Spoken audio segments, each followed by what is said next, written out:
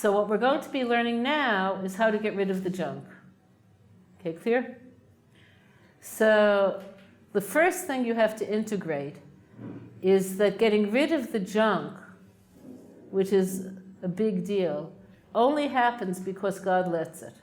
Because if you're looking at natural cause and effect, the paths can't be changed. Okay, so I want to tell you a true story. There was a girl here at Neve who was 29 when she came. And we were learning this topic about renegotiating the past and how in the end everything could be changed. And she came to me after class and she said, I did something that can never be forgiven by anyone, not by God, not by the people involved. I did such terrible things, I'm always going to be damaged by what I've done. What's the stupidest thing I could say? Think stupid. I said, what? Okay.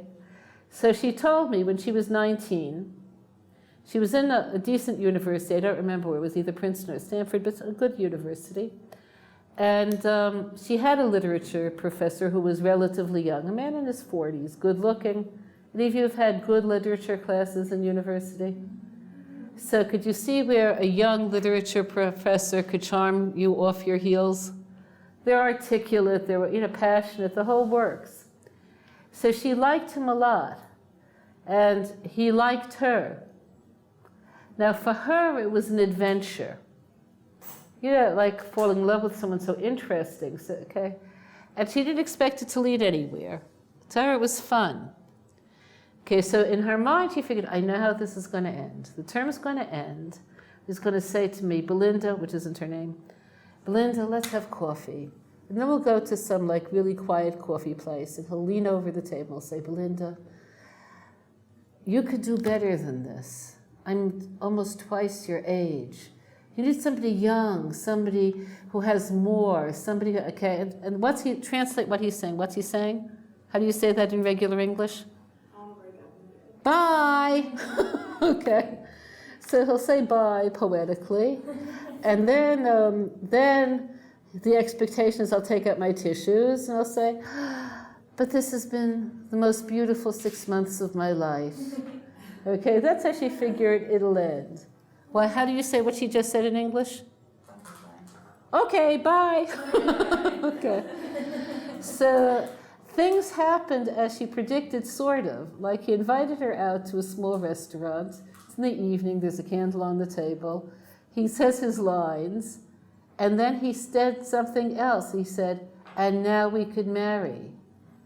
Because the way things were, you could do better, but I'll make your life good. I've left my wife. We could live together forever.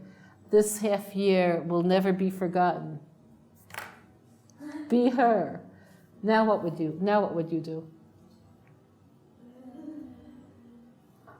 What would you do? She's 29. She could have No. When she came to Neve, she was 29. Then she was 19. 19. I'd probably drop out and run away. That's more or less what she did. She got up from the table. She didn't know what to say. She ran into the ladies' room. She cried hysterically because she understood this. He left his wife. She was there close to 2 hours. She wouldn't go out until she was sure that he must have left and the restaurant's about to close.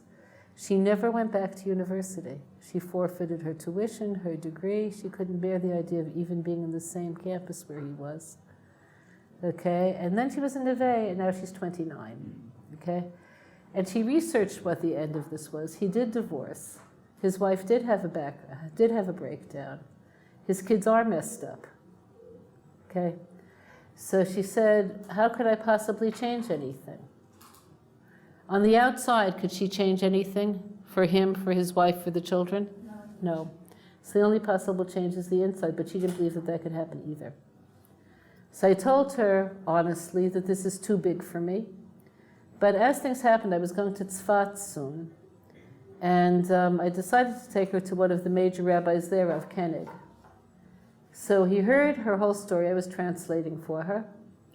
And he said, the problem is not that your sin is too great, but you think God is too small. The God that you know in your mind is like a little God. So he could forgive things like forgetting and turning on the lights on Shabbos, telling a little lie. But you can't picture God forgiving something this big. So let me tell you something about God. If you know anything about God, then you're thinking infinity. And if you're not thinking infinity, you're not thinking God. But he didn't say that this is going to happen automatically. So before we go further, I want to give you a little bit of information about infinity, and then I'm going to move you to the process of how to change things from the inside. Yeah? Well, so I understand I don't understand, but I can imagine her situation, but I don't think it's her fault necessarily. It's not only her fault. I mean, yes. It's his fault as well, for sure. Well, I think it's not most. Could be. It's his It could be. He responsibility. was in his 40s and she was 19. That's right. So it's not That does. on her. Welcome to Judaism, the religion where there's enough guilt for everybody. I mean, she should feel bad, but it's not. No, he's in a worse position morally than she is. You're right, but that doesn't mean that she's okay. Right. She knew she was having an affair with a married man. That was which isn't a good thing to do. Okay, clear?